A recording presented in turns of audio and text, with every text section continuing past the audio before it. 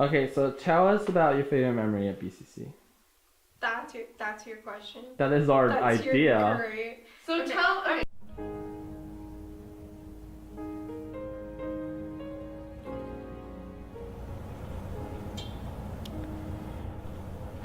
I think one of my favorite memories from BCC is definitely doing stage crew my freshman and sophomore year of high school. I think when you're new to a school, especially as young as like 14 or 15, it's really overwhelming and you don't know how to meet people, you don't know what you'd like. And stage crew offered a family. And as most freshmen, right, really anybody transferring it to high school, it's really scary. You know, how do you meet people? How do you reinvent yourself to a new environment with older kids, more things to do? You know, it's a larger pond for you to be a tiny fish in. And stage crew kind of was a home, both with people, with things to do, with things to explore. You know, I went to parties with stage crew. I stayed until 11 in the school to stage crew. I met people that are still my best friends to this day. I remember one specific moment that really made me love stage crew is we were, I think, building a set for one of the shows, freshman, I think, sophomore year. And a bunch of us girls were in the wood room, which is where we store a lot of our equipment. I store, you know, saws and drills and pieces of wood. And we were all there, it's probably late, I don't remember. We were all there talking about what we liked about each other, about like body positivity. We were talking about like, I really like your legs, and everyone were like, I really like your proportions. And I remember being, especially when you're still so young, especially a young teenage girl, in an environment that's so supportive and so nice without being judgmental, without being, you know, nobody was competing against each other. We all liked each other, we all wanted to support each other, and it was such a beautiful environment to do just that. And I think that stage crew was really important to me because it let me explore the things I loved with people that were supportive and also interested. And I think that's something BCC is really blessed with.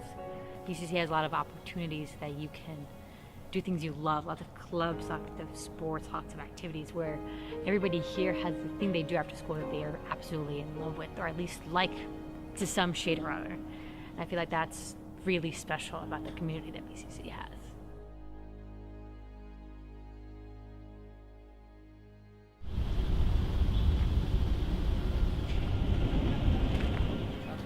It is very bright early morning here, and it's a small rainy day, but we're up on the roof of BCC. Wow, let's have a look. Great, that was a cue for the camera to turn around and have a look. Oh, One of my favorite memories from BCC happened in the beginning of junior year. Back then when I first joined the SGA and sort of signed up for the publicity committee, and we had our first major task coming up, which was the homecoming celebration that year. I remember every day, I would be in school, but I would be in classes, but my mind would just not be in the classes, and I would be thinking about all this filming stuff I had to do. And I remember the best part was the week leading up to homecoming when we sort of rolled the project out. And you can sort of walk into school and you had sort of all the posters playing around, you had the videos being played in the classroom, and you could just kind of quietly walk through the corridor and hear the video being played and hear people react to it, or see people react to the posters. And I'm just kind of a creepy observer out there just looking at them, it's doing what I wanted to do. That was awesome. And then on the day of homecoming, when we had our homecoming dance, our whole sort of SGA little group, we went together to the dance. And then by the time sort of when the dance got really, really fun, I just remember our little group being together dancing, and someone sort of turned inwards and just said to everyone, guys, look, we did this, we made it happen. And that was just an incredible moment.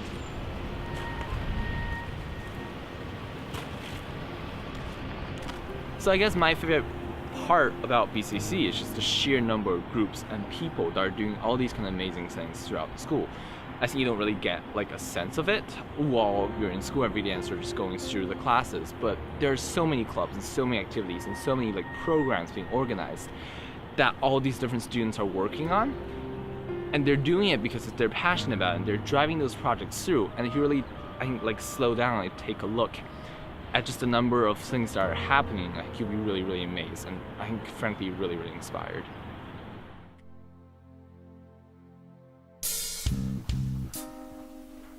So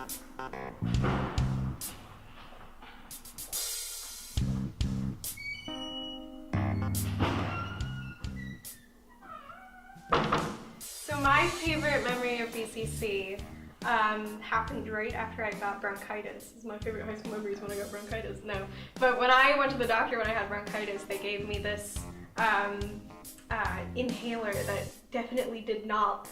It looked like a bomb. Like you might as well have just written like definitely not drugs on it. But I was sick of being at home and I wasn't contagious anymore, and I wanted to get back and see friends again. So my mom, to like help me out or whatever, when she saw that I was putting my inhaler in my backpack, gave me this giant orange bag to try to make it look like it was something pretty and not like drugs. I took it at 7:30 and then I needed to take it at 9:30, so that was right when math ended. And I came into this bathroom with Nina actually, and I went into one of the stalls and I inhaled this cough medicine, and then something happened with my inhaler and it started making this really high-pitched squeaking noise.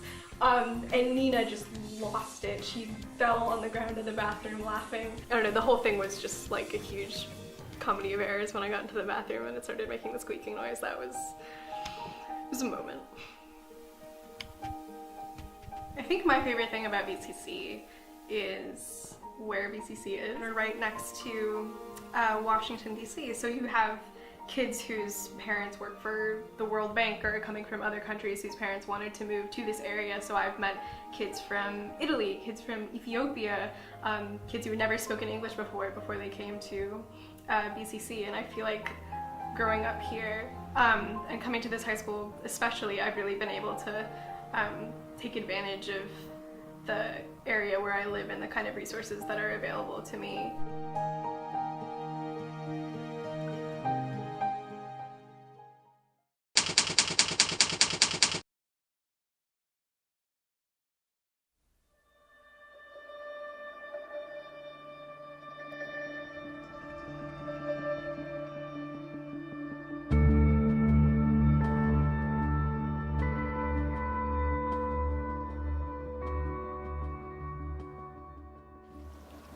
I woke up this morning with the blue candy liquor nightmare still in my hair. We have opened up these same wounds, cut off the stitches, sanitized them into bowls to eat out of. We consume our own bodies, throwing back our own lips, drinking out of our own teeth, drinking gunshots rattling on the back pews of my mouth on Sunday morning. I loved you once, but is one of the hardest things I've ever had to tell you in a cobblestone of different words. I loved you once, but tonight I am too far gone on these bare feet. We are scratching out a rhythm, tapping out a rhythm, these ashes-washed jeans, dried 60s dreams on distressed bodies. My childhood bedroom heartbeat, where you live, is just a background noise. Tell me again what being young means if we're only to be punished. Tell me again why voices are too high to be registered but too low to go unrepented, unredeemed. We confess our sins together in these pews. Your voice sang like a bell, voice hollow like church bells knocking on the doors outside the concrete. Kick down the door. Well, I will always remember your breath. You were water when I was an avalanche. You were the life in the earth that now haunts me. We are ghosts now. I was still too young, pouring out too much of myself into your cupped hands from the hollow pitcher of my stomach into my throat. I am not a jar. I cannot hold things the way you can. You were a boardwalk in July, and I loved you once. And I still do, just not in the same way. My skin is too thin for this kind of weather. This newly born breeze, my throat full of yesterday's sweat. Your Monday clothes and my Sunday attitude. We will see each other again, just not soon. I am becoming a postcard now, flattening my body against the wind, marked up with places and territories I haven't been. I will mail myself back to you soon enough. But tonight your cupped hands made for prayer, not catching, will huddle with mine in basements and cold water, praying in silence. Faith is an afterthought now. This is tonight, one last time.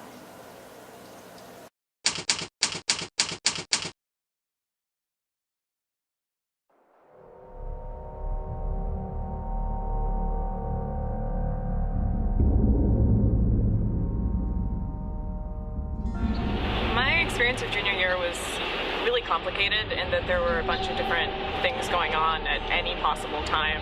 I was jumping into the IB curriculum and it was insane and a lot of work, and then I was doing a bunch of extracurriculars as well, and so it was a bunch of things to juggle, but you know, I got through it. I don't know at what cost, but I did get through it. My junior year has actually been pretty awesome socially. Academically, it's been very difficult. It's been a living hell. Like, along with my normal bodily functions, now I have to deal with other people's bodily functions, and then I have to deal with the schoolwork, and then I have to deal with everything else in my life, so it sucks. It's been really stressful as a junior because you have like AP tests and AP classes and hard years because you're a sophomore, you don't have to do too much because you already have most of your classes decided. And your senior, you don't have to do too much, so everything falls on this year, and colleges and everything, so it's a stressful year. Junior year has been an experience, to say the least. It's been a lot of learning how to manage time management, as well as just understand like the IB program. But it's been a lot of fun. It's excitement for upcoming college visits and SAT. So. I'd say junior year has been a roller coaster of unexpected, and then finally at the end it's starting to feel like junior year. One thing that got me through junior year, I guess, would probably be, well, not one thing, but just my friends and my family in general. Mostly friends because I interact with them on a daily basis, and I had them in all of my classes, and because the IB program was so like structured, I would go from one class to another with like nine of the same people from the same class that I had just come from.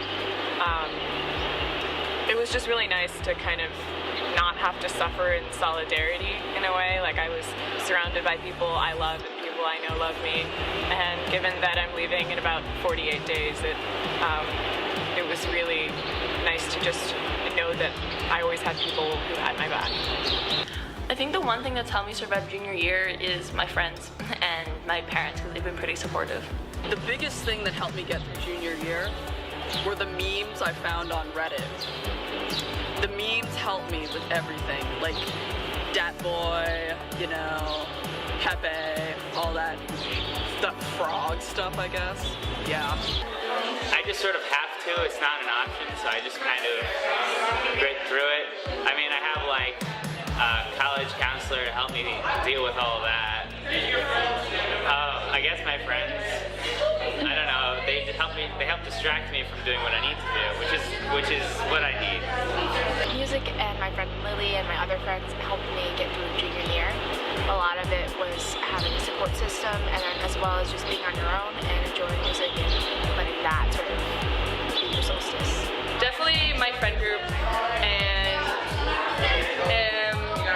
sports. I really like exercise and how it's gotten me through the school year.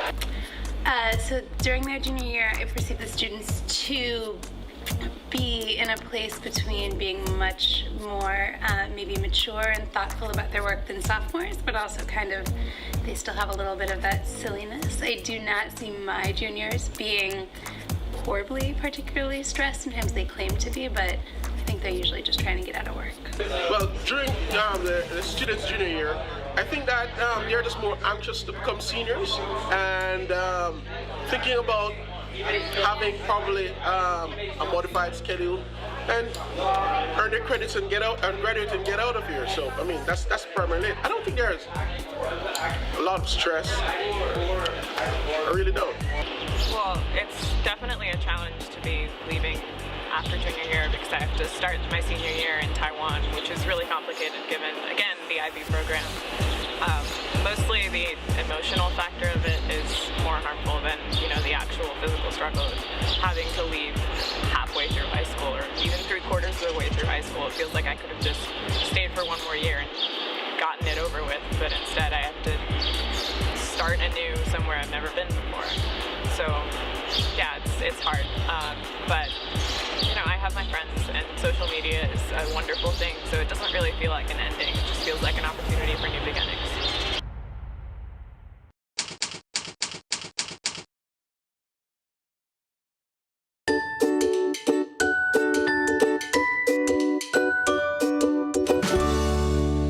welcome to How to Sound Smart. I'm your host, Stella Green. As the academic year draws to a close and children worldwide gear up for the scholastic New Year's celebration, I thought it'd be the perfect time to talk about change. A lot of us are fast approaching a semi to total new beginning, and that means a whole new chance to sound smart. That's why today's lesson is surprise them. Any old pony can learn one trick, change it up. In the name of branching out, today's program is separated into 3 parts to give you plenty of material to branch out into. Our topic for today is barons of the 18th and 19th centuries, things invented by landowning nobles with too much of just about everything on their hands. I've never been sure why our mascot's a member of the gentry, but it is, and as all of you barons get ready to go out into the world, it might be nice to know what your predecessors were getting up to. Let's get started.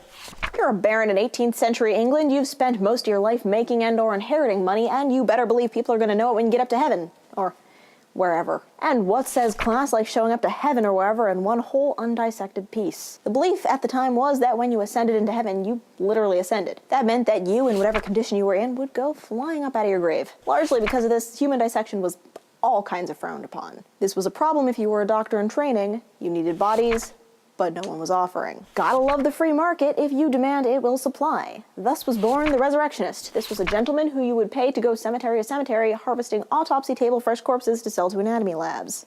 A grim prospect, but so it goes. Fun fact, if a little off topic, body snatching was actually considered to be distinct from grave robbing. Grave robbing only entailed theft of objects, while body snatching was, well, the snatching of bodies. The funny thing is, if you've got a dark sense of humor, that grave robbing was a crime while body snatching was not. Break into a guy's grave and steal his hat? We've got a problem. Steal the whole guy? Have a nice day. The reason for this was simple. No one thought there could possibly ever be a scenario in which we'd need a law against stealing corpses, which seems fair. Ha! Do you want to end up on the wrong side of history? Try saying, who would do that? We don't need a law against that. But I digress. Assuming you didn't like the idea of well-trained doctors, and provided you had the cash, there was a vast catalog of high-end anti-resurrectionist products available for you to choose from. We have quite an impressive array of products for you here today. How about a spring closure coffin, a coffin with iron corpse straps, a double coffin, a triple coffin? Whatever you choose, it's guaranteed to make sure that you do take it with you. It being your guts. First, in our basic package, the community dead house. Bodies are only useful until they start to decompose, so why not take some of that family fortune and reserve yourself a seat? Coming in with a slightly less than modest price tag is the Grave Watcher. This is a gentleman who you pay to sit and watch your loved one being dead until they turn into dissection-proof goo. If you really want to spend a lot of money fruitlessly preventing the progression of science, why not spring for a mort safe? This state-of-the-art cage slips right over your burial plot, providing a snug-fitting protection. It's pretty pricey, but who cares? You're dead. Live a little. What if you're rich, but not dead? What might you spend your money on? How about a nice wig? Yes, the 18th century bigwigs took quite a lot of pride in their big wigs. Wig decorations could get pretty elaborate. Sparkles, of course. Gardens, why not? Bird cages, add a live bird. Sometimes a lady would go so far as to depict entire scenes, including little compartments full of doll furniture and tiny instruments, all within the oily tendrils of her festering unwashed locks. Oh sure, the wigs had their drawbacks, but everyone seemed to feel that whatever it was they had underneath was even worse, so they just kept them on. These things were heavy enough to leave sores on your scalp. They had lard spread on them like butter on toast. They were lousy with rats, probably lard related, and they were literally lousy. You also couldn't really wash them. But none of this was the worst part. No. The worst part was that they were flammable. It's no surprise, really. These wigs were very tall, very dry, and very much covered in very flammable grease. The height factor comes into play when you consider that the wig era overlapped with the candle era. Watch out for chandeliers. But why stop wearing a wig when you can just insist that the standard height of all doors be extended? Yeah, sure, yeah, no, that's no problem. We'll just rebuild all of the doors. Keep your gross wig. Perhaps spend your money elsewhere, ladies and gentlemen. May I suggest on a cruise? If you were rich and privileged way back when, going on vacation meant hopping on a boat. Why, you ask? Because you try fitting all your servants into one tiny train compartment. You just try it. Now, of course, with this pressure to take to the sea, those lords and ladies with weaker constitutions were at a disadvantage. Luckily, a man named Henry Bessemer was on the case. In around 1870, Henry built a suspended anti-seasickness saloon.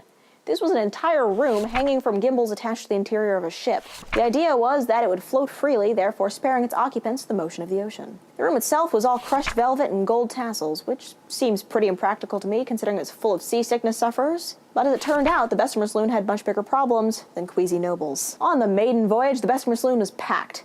Things were going well, people were feeling good, and then it came time to stop. See, when a speeding object stops moving, the objects inside of it don't. When the ship tried to slow down to come into port, the saloon just kept freely floating straight into the pier. For whatever reason, Henry felt that this was a fine first try, so he rounded up some more rich people, possibly ones who didn't have access to newspapers, and tried it again. This time, he locked the saloon into place so the swinging wouldn't happen. At first, it seemed to work, but it didn't. As the ship moved, the strain of holding the saloon in place had compromised the structural integrity of the locks, causing them to break. This time, quite the crowd had gathered to watch as the technological wonder came careening into the harbor and cleaved the pier straight through to the boardwalk. The Bessemer Saloon spent the remainder of its lifespan rusting in a harbor where an embarrassed Henry hid it. That concludes this episode of How to Sound Smart. Remember, surprise them, because change is inevitable and everyone's sick of hearing you talk about how Napoleon wasn't actually short. We all know that now. Get a new thing. Well, Barons and graduating class of 2016 in particular, now you know what Barons from the past have done with their time. Here's hoping you do something better with yours. It'd be near on impossible not to. And to all of you, my friends and classmates with whom I've interacted on a daily basis for the last 4 years, I can truly say from the bottom of my heart, we went to high school together. Here's wishing you the best, and have a great summer.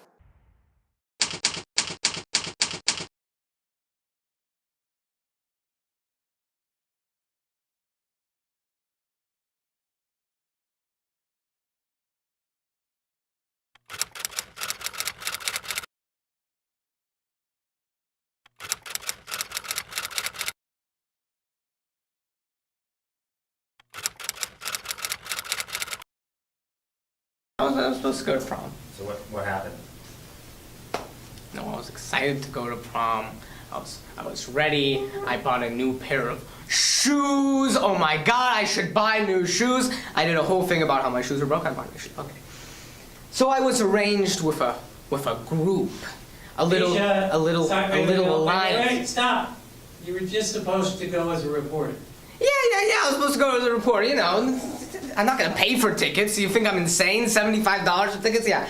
I was going to report on prom. My reporting, it was gonna be beautiful. Anyway, my group, my little association, my confederation there decides, you know, even though we have extra seats in the limo, and even though Misha would be more than willing to pay his fair share of the fees to go on this. Misha, wait. Can you take an Uber? Oh, you want me to take an Uber? What is this, the Third Reich? I can't believe you telling me to take an Uber. You know that we're not unionized? Essentially slaves, Uber? Uber. And what, you want me to go on the metro? What am I, a prole? Anyway, I don't go on the metro for prom, alone. I'm not depressive.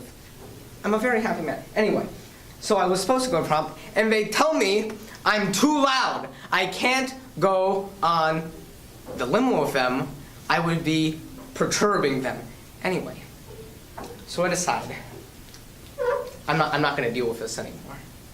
I'm going to stay home and protest this little institution, this little prom that they have going on. I'm going to sit in my underpants and my undershirt. I don't need to rent a pair of underpants. I don't need to rent an undershirt. I don't need to do that. I simply take it from the drawer. I was going to eat chicken. I did eat chicken. It was a lovely meal. It was moist. My mother made it. It was chicken, and it was roasted new potatoes. And you know what? I was perfectly fine. I was perfectly content. I didn't need little hors d'oeuvres or whatever they serve. So Misha, did you get anything for your assignment? Did I get anything? You know, I don't need to go to the prom to get things for an assignment. Everybody knows what happens at prom. You know, essentially, you have these little categories. You have the friend group, this large confederation of friends, and several different types of friend groups. You have the transportational group. We're going together because we're being transported together. We have the consumatory group. We're going together because we're eating before and then going to prom. We have the preparatory group. We're going to prepare ourselves, then eat, and then transport ourselves to prom. We have these 3 types of groups, and within these groups we have little couplings of people. And sometimes it's a coupling of friends. Sometimes it's a coupling of romantically engaged people. Sometimes you're just going individually. I was originally supposed to go in a friend-like couple, but no, I was split. I was bifurcated from this, and I was going to be going alone. So, that's it. I had a lovely time at my house. I was contemplating deep philosophical themes, Kant, Kierkegaard, Hegel, Derrida, Foucault. I was thinking mostly about death. You know, death, it's not for me. You know, I would prefer not to die, but yet, I will die. And you know, this didn't cost me $75.